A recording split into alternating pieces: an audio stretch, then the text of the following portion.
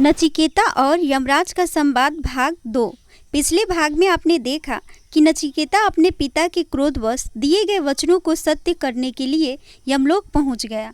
वहां यमराज नहीं थे।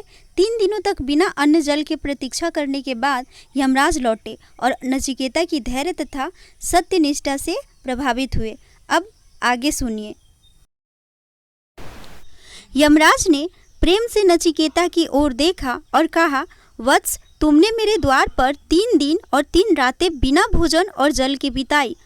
अतिथि देवो भव, अतिथि देवता के समान होता है, इसलिए मैं तुम्हें 3 वरदान देता हूँ, जो चाहो मांग लो।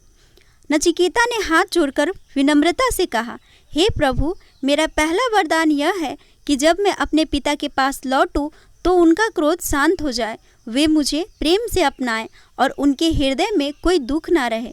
यमराज मुस्कुराए, तथास्तु, तुम्हारे पिता तुम्हें देखकर अत्यंत प्रसन्न होंगे वत्स, उनका सारा क्रोध और दुख समाप्त हो जाएगा। नचिकेता ने यमराज को प्रणाम किया।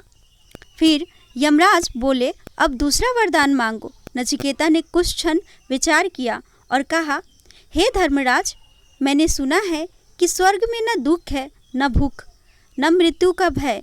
मुझे वह यज्ञ विद्या बताइए जिससे मनुष्य स्वर्ग की प्राप्ति कर सके। यमराज बहुत प्रसन्न हुए। उन्होंने नचिकेता को यह एक विशेष अग्नि यज्ञ की विधि बताई। यज्ञ की वेदी कैसे बनाई जाए, कितनी ईंटें लगे और कौन से मंत्र बोले जाए, सब विस्तार से समझाया। नचिकेता ने सब ध्यानपूर्वक सुना और सब कुछ याद कर लिया। यमराज ने कहा,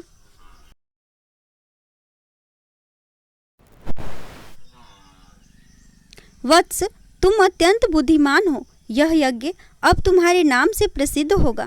संसार इसे नचिकेता अग्नि के नाम से जानेगा। नचिकेता ने दूसरा वरदान भी प्राप्त कर लिया। अब समय था तीसरे वरदान का।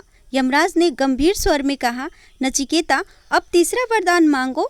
नचिकेता की आंखों में जिज्ञासा चमक उठी। वह बोला, हे मृत्यु के देवता, मनुष्य के मरने के बाद क्या होता है? कुछ लोग कहते हैं कि आत्मा रहती है, कुछ लोग कहते हैं कि सब समाप्त हो जाता है। मैं इस रहस्य को जानना चाहता हूँ। यह सुनकर यमराज कुछ क्षण मौन हो गए। उनका चेहरा गंभीर हो उठा। उन्होंने कहा, वत्स, यह प्रश्न अत्यंत गूढ़ है। देवताओं के लिए भी इसका उत्तर समझना सरल नहीं है। तुम कोई दूसरा वरदान मांग लो। लेकिन नचिकेता शांत स्वर में बोला, प्रभु, यदि देवताओं के लिए भी यह कठिन है तो इससे बड़ा जानने योग्य विषय और क्या हो सकता है? मैं यही जानना चाहता हूँ। आगे सुनिए। यमराज ने उसे समझाने का प्रयास किया। नचिकेता, तुम लंबी आयु मांग लो, 100 वर्षों से भी अधिक जीवन मांग लो, धन, राज्य, सोना, रत्न, जो चाहे मांग लो। लेकिन नचिकेता के चेहरे पर कोई लालच नहीं था।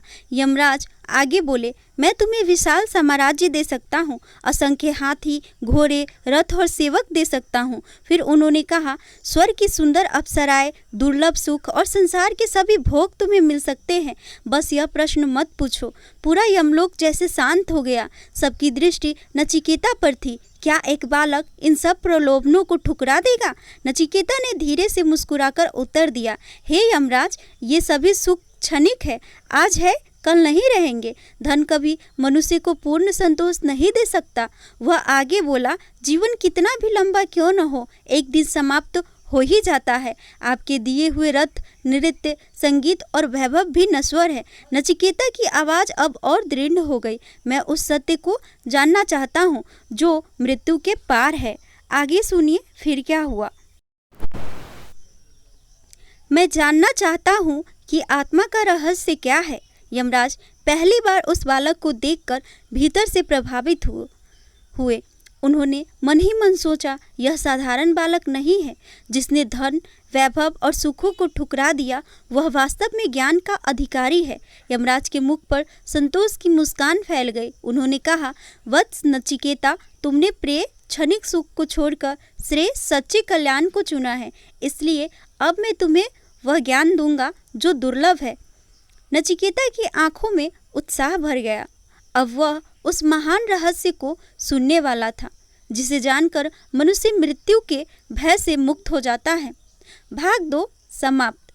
भाग 3 में यमराज आत्मा, मृत्यु और अमरतत्व का महान रहस्य बताना शुरू करेंगे और श्रेय तथा प्रेय का गहरा अंतर समझाएंगे। तो फ्रेंड्स, सब्सक्राइब